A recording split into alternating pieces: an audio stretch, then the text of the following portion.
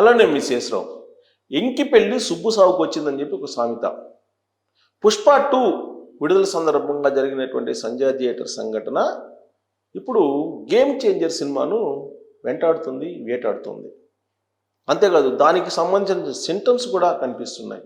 ఏంటి ఆ సింటమ్స్ అంటే, సంజయ్ థియేటర్ సంఘటన తొక్కిసలాట క్రమంలో జరిగింది. పుష్ప 2 విడుదలైన తర్వాత బెనిఫిట్ షోకి అల్లు అర్జున్ వెళ్ళినప్పుడు జరిగినటువంటి తొక్కిసలాట, ఆ తొక్కిసలాటలో రేవతి మరణించడం, రేవతి కుమారుడు బ్రెయిన్ డెడ్ కావటం, ఇవి జరిగినటువంటి సంఘటన.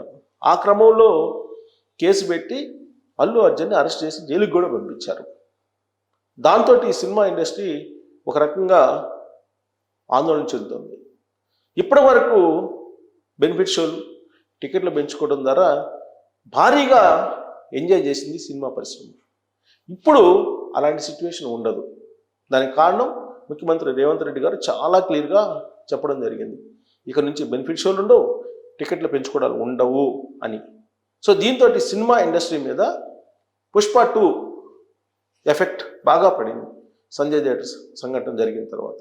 సో ఇప్పుడు గేమ్ చేంజర్ పరిస్థితి ఏంటి అని అంటే, పుష్ప 2 సందర్భంగా అభిమానులు ఏ విధంగా అయితే తొక్కిసలాట జరిగేలా అభిమానాన్ని వ్యక్తం చేశారో, గేమ్ చేంజర్ సినిమా రిలీజ్ కాకముందే ఆ తరహా సింటమ్స్ కనిపిస్తున్నాయి.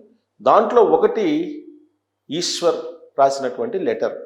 ఆ లెటర్ ఏంటి అనేది నేను చూపిస్తాను, క్లోజ్లో మీరు కూడా చూడొచ్చు. ఆ లెటర్ను చూస్తే కనుక గేమ్ చేంజర్ సినిమా మీద కూడా రేవంత్ రెడ్డి సీరియస్గా రియాక్ట్ కావాలేమో అనిపిస్తుంది. ఆ లెటర్లో రిప్ లెటర్ అని చెప్పి రాశాడు అభిమాని, ఈశ్వర్ అనే అభిమాని, రామ్ చరణ్కి వీరాభిమాని. ఆయన రాసినటువంటి లెటర్లో 2 గేమ్ చేంజర్ అఫీషియల్ December 28 రాశారు. గౌరవనీయులైన గేమ్ చేంజర్ గారికి నేను అనగా ఈశ్వర్ చరణ్ గారి ఫ్యాను చింతిస్తూ రాయనిది ఏమనగా, సినిమాకి ఇంకా 13 రోజులు మాత్రమే మిగిలి ఉన్నది.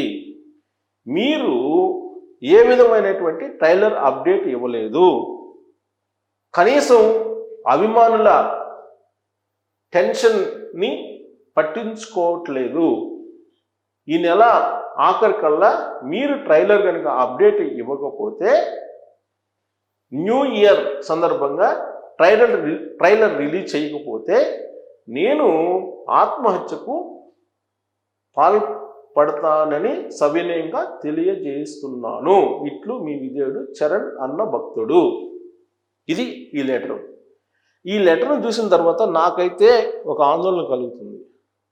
పొరపాటున ఈ సినిమా కనుక ఫెయిల్ అవ్వటము, లేదంటే పుష్ప 2 కన్నా కలెక్షన్స్ తక్కువ వచ్చాయని చెప్పి న్యూస్ అందుతేనో, ఈ వీరభక్తులు రామ్ చరణ్ వీరభక్తులు ఎవరైనా సరే సూసైడ్ చేసుకుంటే రామ్ చరణ్ కూడా తీసుకెళ్ళి జైల్లో పెట్టేటువంటి అవకాశాలు లేకపోలేదు.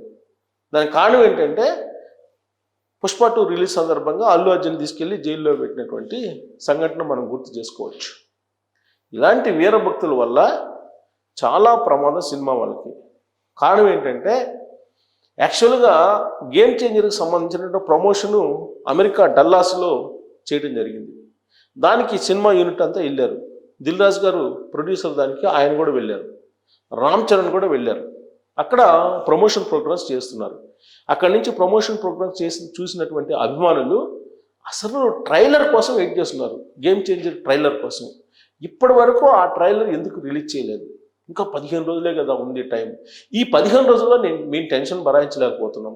ట్రైలర్ రిలీజ్ చేస్తే కనుక ఆ సినిమా ఎలా ఉంటుందో అర్థం చేసుకోవచ్చు. కాబట్టి న్యూ ఇయర్ 31st లోపల, అంటే ఇంకొక 4 రోజులు, 31st లోపల మీరు ట్రైలర్ రిలీజ్ చేయకపోతే కొత్త సంవత్సరం అంటే జనవరి 1వ తారీఖు ఆత్మహత్యకు పాల్పడతానని చెప్పి ఈశ్వర్ అనేటువంటి వీరభక్తుడు రామ్ చరణ్కి ఆయన రాసినటువంటి లెటర్. ఈ లెటర్ చూస్తే కనుక ఒక రకమైనటువంటి ఆందోళన మెగా హీరో రామ్ చరణ్కి కలుగుతుందో లేదో నాకైతే తెలియదు. కానీ ఇంత వీరభక్తులను పెట్టుకొని పొరపాటున వాళ్ళకి ఏదన్నా అయితే, వాళ్ళు కనుక ప్రాణం తీసుకుంటే దానికి బాధ్యులు ఎవరు?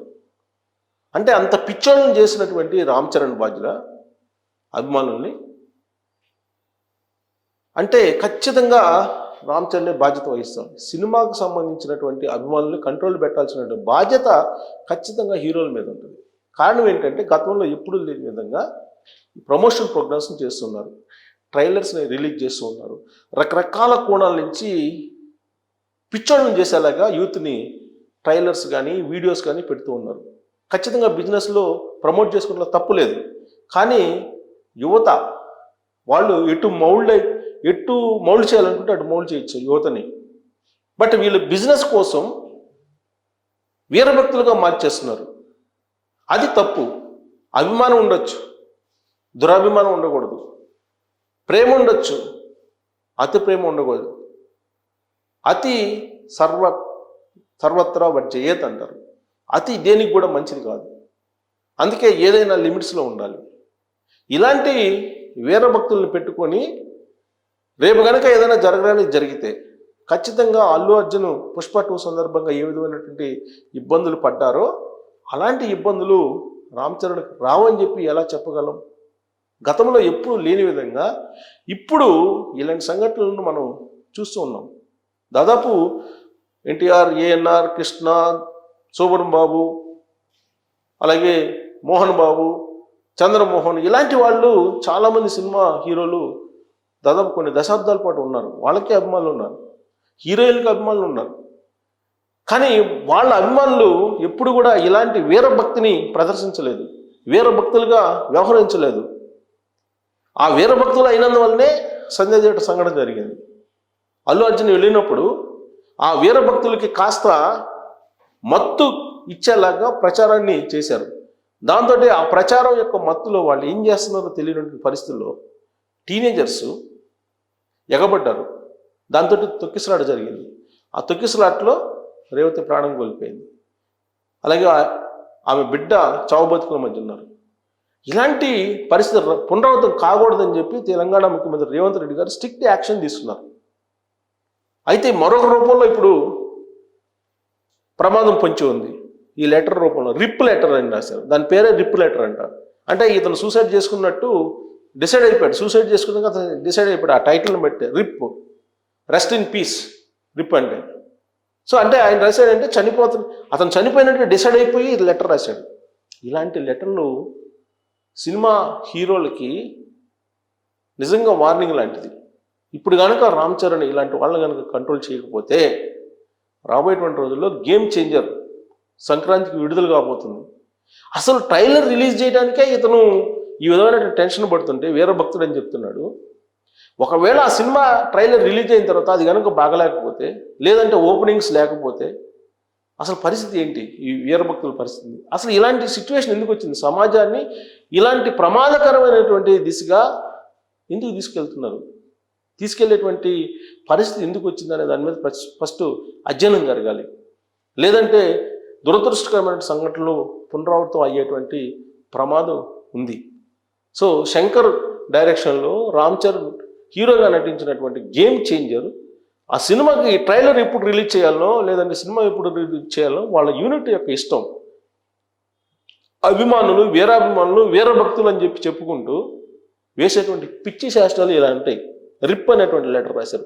ఫస్ట్ ఇతని మీద కేసు పెట్టాలి పోలీసులు. ఇతని మీద కేసు పెట్టి పోలీసులు అతను కనుక కౌన్సిలింగ్ ఇవ్వకపోతే, పొరపాటున జరగడానికి ఏదైనా జరిగితే అటు పోలీసులు బాధ్యత వహించాల్సి ఉంటుంది, ఇటు రామ్ చరణ్ కూడా బాధ్యత వహించాల్సి ఉంటుంది. అసలు ఎవరు బాధ్యత వహించాలి దీనికి అనే దాని మీద మళ్ళీ చర్చ పెట్టుకోవాల్సి వస్తుంది. కాబట్టి జరగకుండా ఉండాలని కోరుకున్నాం, ఆత్మహత్యలు చేసుకోకుండా ఉండాలని కోరుకున్నాం. అభిమానం ఉండొచ్చు కానీ వీరాభిమానం ఉండకూడదు, భక్తి ఉండొచ్చు కానీ వీరభక్తి ఉండకూడదు, ప్రేమ ఉండొచ్చు కానీ అతి ప్రేమ ఉండకూడదు. అన్నిటికి కూడా అతి సర్వత్రా వర్జయేత్, ప్రమాదము. కాబట్టి వీళ్ళందరినీ కంట్రోల్లో పెట్టాల్సిన బాధ్యత హీరోది, రామ్ చరణ్ది. ఇప్పుడు గేమ్ చేంజర్ ఆ లెటర్ ఒక హెచ్చరిక ఆయనకి. పొరపాటున కనుక ఇది కనుక అదుపు తప్పిందో అల్లు అర్జున్ బాట పట్టాల్సిందే. అల్లు అర్జున్ బాట పట్టిస్తాడు రేవంత్ రెడ్డి అని చెప్పి పొలిటికల్ సర్కిల్స్లో నడుస్తూ ఉన్నటువంటి ఒక టాక్. కాబట్టి దీని మీద అల్లు అర్జున్ లాగా కాకుండా రామ్ చరణ్కి ముందే స్పందించాలని చెప్పి మనం కోరుకుందాం. సో రామ్ చరణ్ ఇప్పుడు ఈ లెటర్ చూసిన తర్వాత ఏం చేయాలనే దాని మీద మీరు కూడా మీ అభిప్రాయం తెలియజేయచ్చు. Thank you very much.